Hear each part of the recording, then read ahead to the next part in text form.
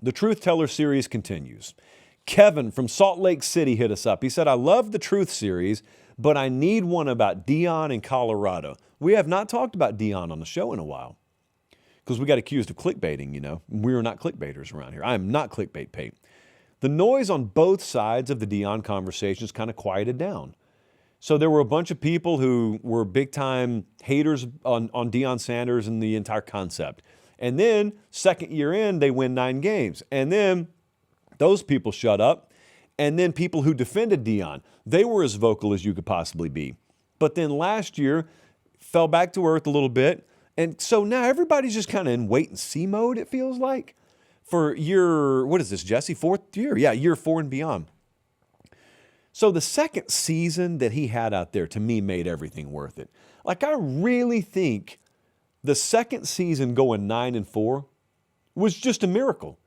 Really no other way to describe it. If you had watched Colorado football for any length of time, for them to go 9-4, for them to go 6-6 would have been a miracle. For them to go 9-4, just crazy. From that point on, I said, and I still maintain this, he could go on the rest of his time there and not win another game, and he has vastly overachieved.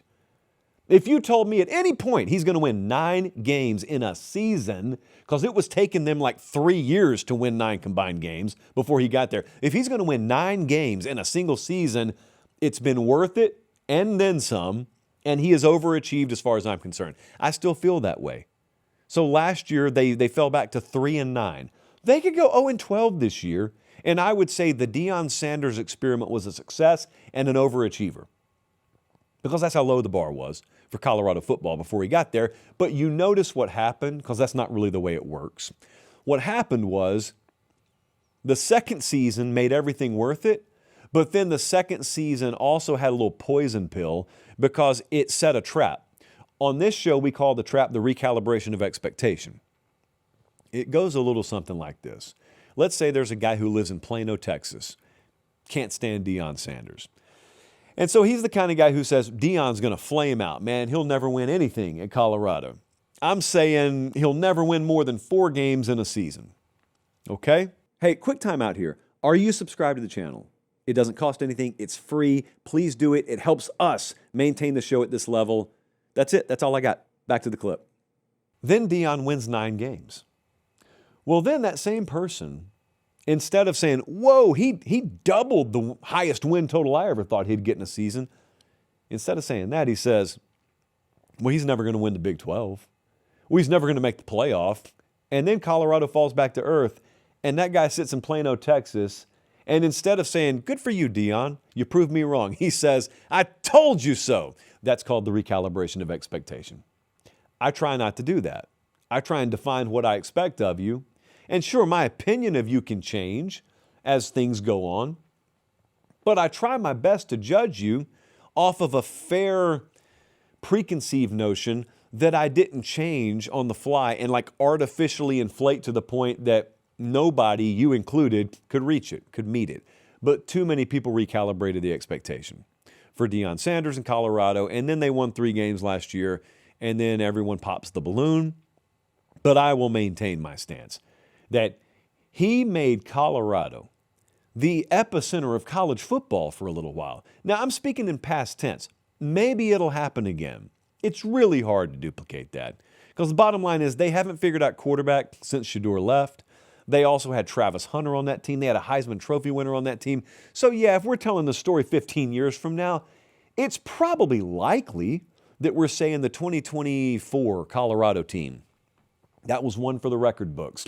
And that was the peak, and then come what may the rest of the way. It's more likely than not that's the way it goes. I'm just saying even if that is it, like Deion could have left after that year. Remember, a lot of people thought he was, Jesse. The book was, well, he'll stay there until Shador's done. He'll stay there until Travis Hunter's done. And just so happens they won 9 games in the process. It would have been so easy to say, I'm out. Plus, he had serious health issues. It would have been so easy to say, I'm out, but he didn't. And he stuck around last year, and they won 3 games. And I saw someone the other day talking about spring game attendance, by the way. That's how you know we're totally off the rails at Colorado. We're hating on spring game attendance out there. I think Deion's been a success at Colorado because I know Colorado. The exclusive odds provider of the show is FanDuel. That's not just a right now thing. That's an always thing. However, there's no need to crinkle the paper like that. However, Jesse has informed me that the NBA playoffs have begun. And I do mean Jesse had to inform me that the NBA playoffs have begun. But you can partake in that if you want to. You don't simply have to be wagering on the NBA. You go bet the Las Vegas A's, the Oakland A's, the Philadelphia A's. You can bet any A's you want to over there on the run line. Here's the key takeaway. New signups at FanDuel. You bet $5 and you win, you get $250 in bonus bets. Boom, just like that. Is that free money? Basically, yes. And so go over there and bet $5 on the surest thing that you can find, and then reap the rewards. They'll just land in your account. You won't hear this magical sound. You'll log in and say, I'm $250 richer than I was. And that's a good feeling, especially in this economy.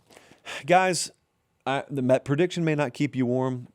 Stuff over at PateStateMaterial.com could. That's warming up outside, so honestly, the weather will just keep you warm. But that just means you need to go shop the short sleeve collection over there. Get you a Pate State strength and conditioning shirt. Everybody's doing it. There appears to be no downside. Bradley, I don't think you've purchased one. I'll get you one, Bradley. Bradley goes to the gym, allegedly. Yeah, so does Jesse, allegedly. Anyway, whatever you're doing, working out or not, I would just recommend a shirt from the Pate State store. We've got larges, we've got 4Xs, so it doesn't really matter what size.